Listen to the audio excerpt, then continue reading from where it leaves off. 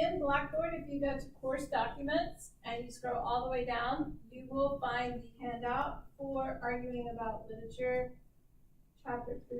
I reminded you about this earlier in the semester and asked you to print off all the things that were underneath course documents. So if I pull up that document right here, this is what you would find. So it looks like what an annotated bibliography would look like. So first, we have our citation for this chapter in the textbook. This is not a citation for the textbook. This is a citation for a chapter out of the book. There is a huge difference in the way that those are set up.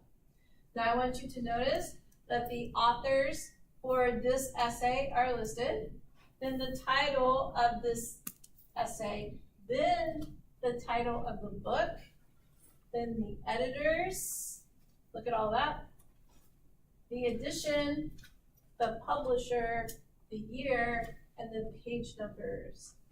So that is the citation for a chapter out of a textbook. It would be different if it was just a book.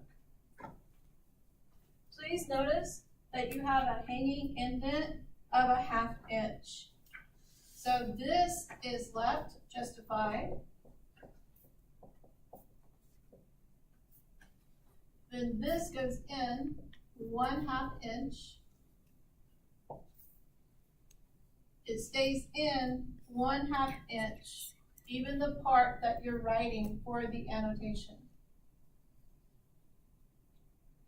This is where I've hit the enter key once to go to the line.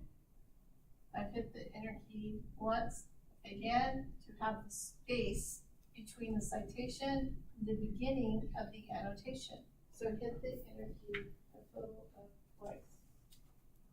I'm looking for my eraser. Any questions so far?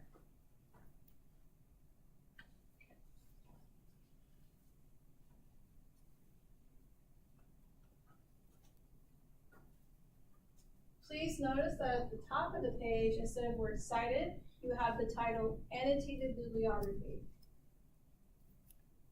Now, I wrote an annotation for you, and I'm going to ask that some of you take turns reading. So it's not me that's reading this, it's you all, you're getting engaged in class and earning your points for the day. Who would like to read first? Authors offer a well-rounded argument regarding the rhetoric of literature and its diverse definitions. The continuum of opinion is presented by offering the historicity of literature, thus enlarging the reader's knowledge base. Thank you. So I want you to notice, I don't say Schlib and Clifford offer a well-rounded. We already know who the authors are because we put them in the citation. So here, I just use the word authors. Could I have the next reader, please? The authors do not assume that readers already know the various issues that most scholars track/analyze while reading or viewing literature. Rather, the authors supply common issues for the readers. Thank you. So the reason that the word issues is in quotation marks is because this is a word that is repeatedly used in this chapter, but because it's repeatedly used, I cannot give it a precise page number. I'd be quoting the entire chapter. But it is their term, it is their word, so I am giving credit to them. They are listed right here, so you do know who provided that term. Could I have the next reader, please? Yes, sir.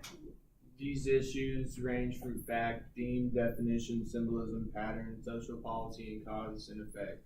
Schlib and Clifford reviewed the elements of argument and supply readers with a student example essay that demonstrates how to argue about literature. Thank you.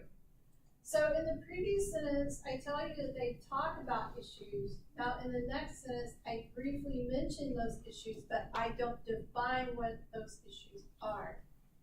I don't need those definitions because I know that you have also read the text, and so it would not be well suited for this genre of writing to put that in there. Could I have another reader, please? Yes, sir. Schlib and Clifford review the elements of argument and supply readers with a student example essay that demonstrates how to argue about literature. Additional stories and questions about the stories are included for further student practice. Thank you.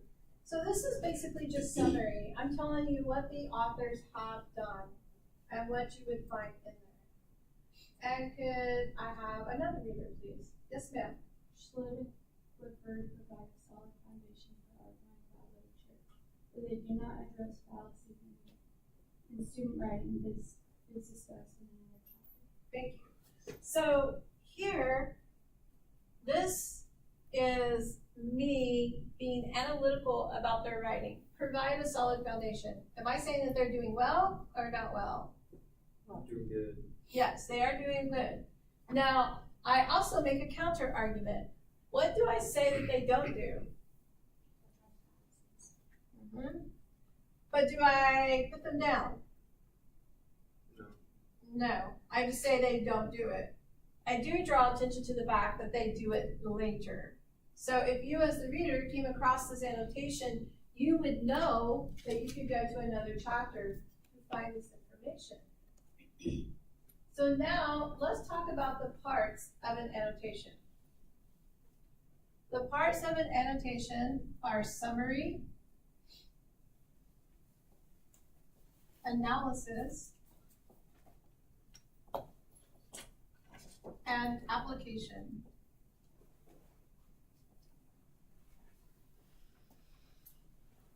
Summary. You want to summarize what the authors have written about. Analysis. You want to state whether or not the authors have effectively written the text. And application. You want to state how it will apply to your own writing and to your own research. These are the three parts of an annotation. In our field, we use the Al Purdue website for everything. It is considered the source to go to. So I just typed in Al Purdue, annotated bibliography, MLA, click on the link. It takes you to Al Purdue, tells you about Al Purdue, and for some reason it didn't take you directly to the AP. I'm going to go in here. I'm going to type it in.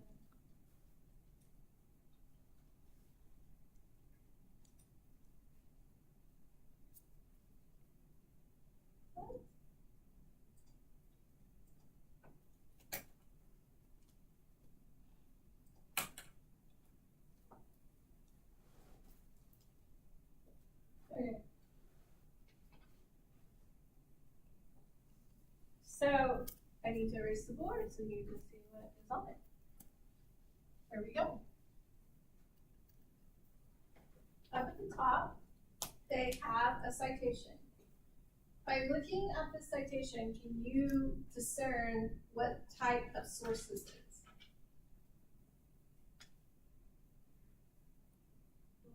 It is a book, yes. And it is the entire book. So we have the author, the book title, the publisher, the year. Then they have a space between the citation and where the annotation began. There is 1, 2, 3 paragraphs. Do you remember the types of paragraphs you're supposed to have for an annotated bibliography? Summary, analysis, and application. So let's read this. Could somebody please read this first paragraph? Lamotte's book offers honest advice on the nature of a writing life, complete with its insecurities and failures. Taking a humorous approach to the realities of being a writer, the chapters in Lamotte's book are anecdotal and offer advice on everything from plot development to jealousy, from perfectionism to struggling with one's own internal critic. Thank you very much. So this is just summary about what Lamont does in her book. Now notice there's a space again. Then we have our second paragraph. Could I please have a reader for this one? Yes, ma'am. In the process, Lamont includes writing exercises designed to be both productive and fun. Lamont offers sane advice for those struggling with anxieties of writing. Her main project seems to be offering the reader a reality check regarding writing, publishing, and struggling with one's own purpose community and process rather than a practical handbook to producing and or publishing. This text is indispensable because of its honest perspective, its down-to-earth humor, and its encouraging approach. Thank you. So we have analysis here. It's being called productive and fun.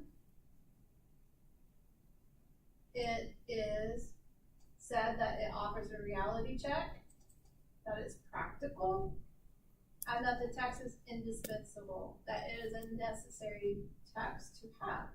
Let's read the last paragraph. Have a reader, please.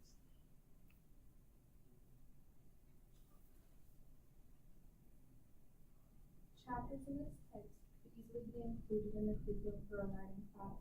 Several of the chapters in part 1 address the writing process and will serve to generate discussion on the student's own drafting and revising processes. Some of the writing exercises will also be appropriate for generating classroom writing exercises. Students should find Lamont's style both engaging and enjoyable. Thank you.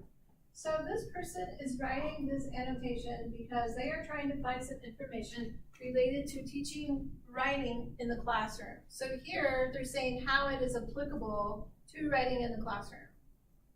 3 paragraphs: summary, analysis, applicability. You have your citation, followed by the 3 paragraphs.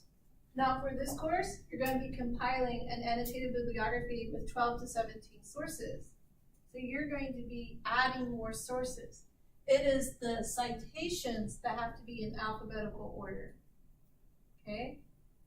So you want to be very careful when you are formatting your annotated bibliography. This is a Microsoft Word document. I just opened Word. That's all I did. You want to make sure that Times New Roman 12-point font is selected. You want to go to Layout, Margins, 1-inch margins all the way around. Here has your spacing. It's right here in this box labeled Paragraph. There, you want to set everything to 0, 0. Then set it to double.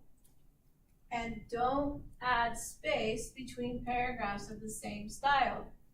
0, 0, 0, 0, double, don't add space. And then you're going to click OK. We've already checked our font. We have our spacing. Now we're going to set up our paper. So, Jeremiah, what is your last name? Ammons, A-M-M-O-N-S. Okay.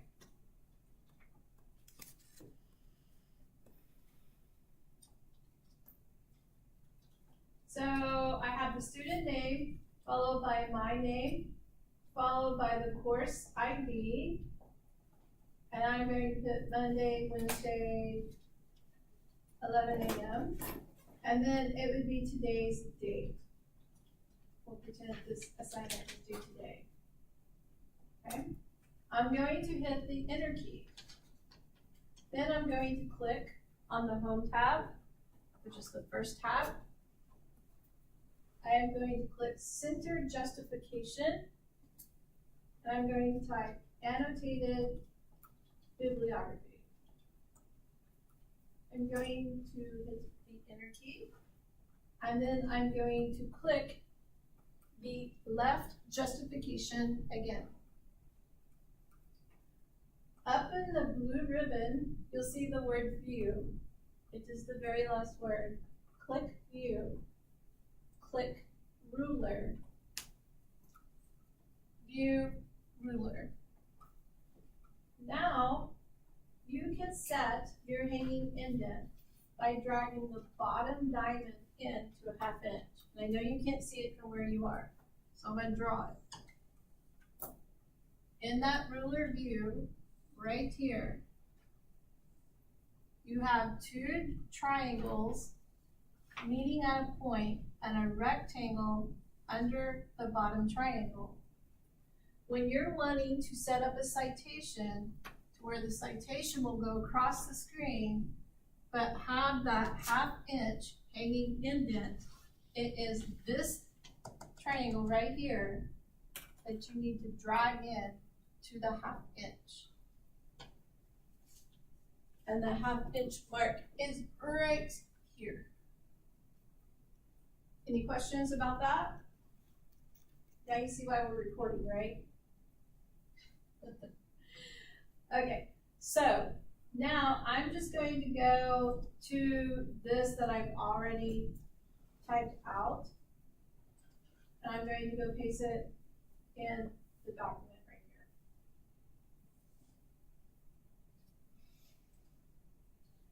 So now we have the student's name, the title, which is annotated bibliography.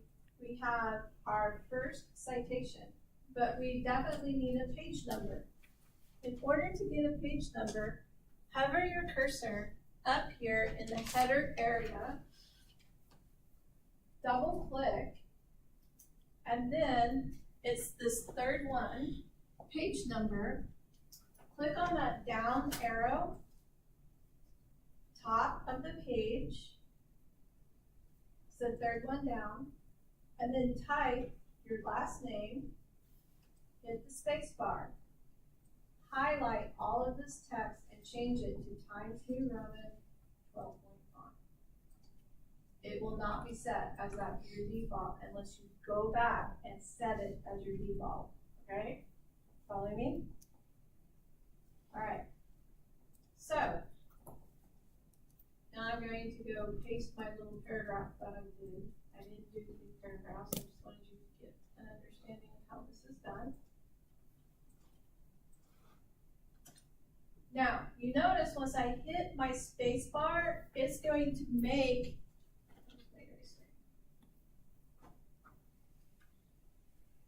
it's defaulting back to here, right? So now what you have to do, Hit 17. now what you have to do is you have to drag this part right here. You have to drag the whole thing. Did you hit stop?